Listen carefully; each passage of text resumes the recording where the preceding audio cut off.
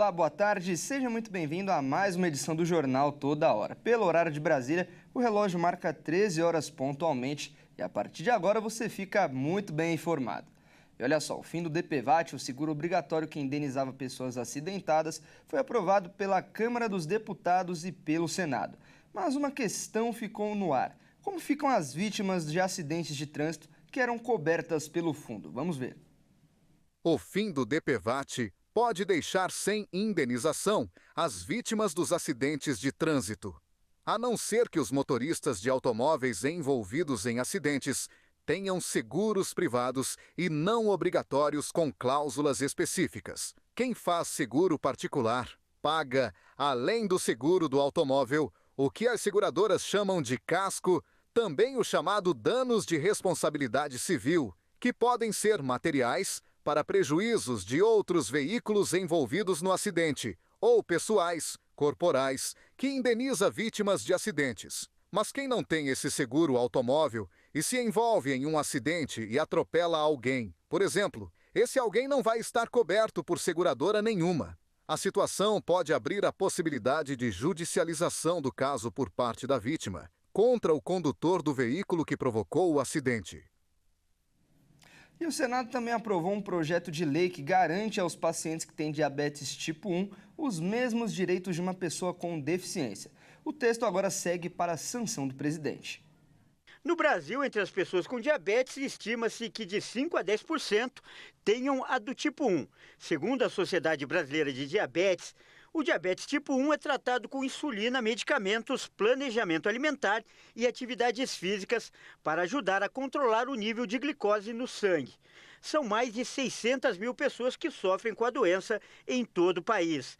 O projeto de lei que equipara a diabetes tipo 1 à deficiência foi aprovado pelo Senado e segue para sanção. Caso seja aprovada, a lei garantirá aos cidadãos os mesmos direitos previstos para as pessoas com deficiência, como acesso às vagas reservadas em concursos públicos, atendimento prioritário e adaptações no ambiente de trabalho. Além disso, a ideia é de minimizar as dificuldades enfrentadas pelas pessoas, como a aplicação de insulina. De acordo com esse estatuto, a avaliação para constatar a deficiência é biopsicossocial e deve ser realizada por equipe multiprofissional e interdisciplinar. A Anvisa, por exemplo, estuda a possibilidade de incluir os medicamentos usados no tratamento de diabetes, como o Ozempic, na categoria de antibióticos. Atualmente, os medicamentos são comprados facilmente e sem uma receita médica, mas caso a proposta seja aprovada, a venda só será permitida após a retenção das receitas pelas farmácias. O objetivo é estimular o uso mais racional e seguro da medicação que é geralmente usada para fins estéticos. Apesar de segura, a compra irregular para a automedicação coloca em risco a saúde das pessoas e dificulta o acesso de quem realmente precisa do tratamento. Os dados do mercado farmacêutico mostram que apenas neste ano, mais de 3 milhões de unidades de Ozempic foram vendidas no Brasil. Somando aos outros medicamentos, foram mais de 4 bilhões de reais em vendas. E está chegando o primeiro fim de semana do verão no Brasil. E quem planejou ir à praia pode se frustrar um pouquinho. Os próximos dias devem ser de temporais em boa parte do país. Acompanhe a previsão. O tão esperado verão começa neste sábado, às 6h20 da manhã, pelo horário de Brasília. A última estação e mais quente do ano se estende até o dia 20 de março. E quem está se preparando para as altas temperaturas? Os meteorologistas adiantaram que esse ano o verão não deve ser marcada por grandes ondas de calor. A previsão é que a estação tenha chuvas acima da média e um calor mais próximo da normalidade. Já no primeiro fim de semana do verão, a nova área de baixa pressão formada no sul do país deve levar temporais em boa parte do país. E não para por aí. O cenário deve se repetir ao longo de toda a próxima estação.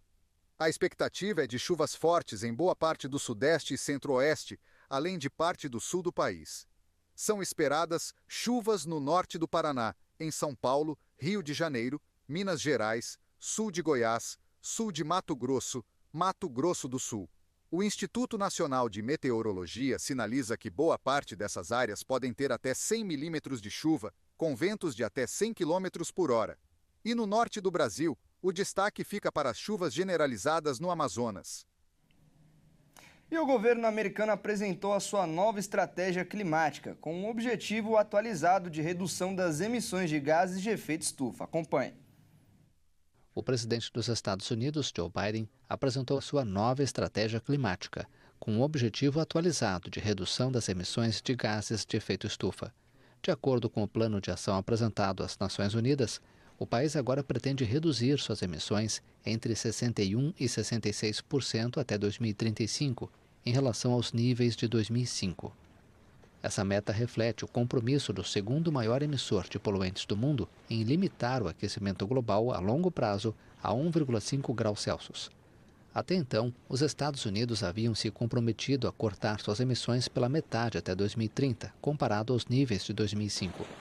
O documento descreve que o novo objetivo será alcançado por meio de tecnologias avançadas, redução do desperdício de energia, transição para energias limpas, ampliação dos veículos elétricos, melhorias na eficiência energética dos edifícios e desenvolvimento do hidrogênio limpo, entre outras medidas. Mas o legado climático de Biden está em risco. Donald Trump, um cético das mudanças climáticas e defensor dos combustíveis fósseis, prometeu durante sua campanha explorar ao máximo, contrariando a política de transição energética de Biden. Espera-se também retrocessos nos compromissos internacionais, incluindo o Acordo de Paris. E essa edição do Jornal Toda Hora fica por aqui. Eu agradeço demais a sua companhia. Às 14 horas eu volto para te manter bem informado. Até mais.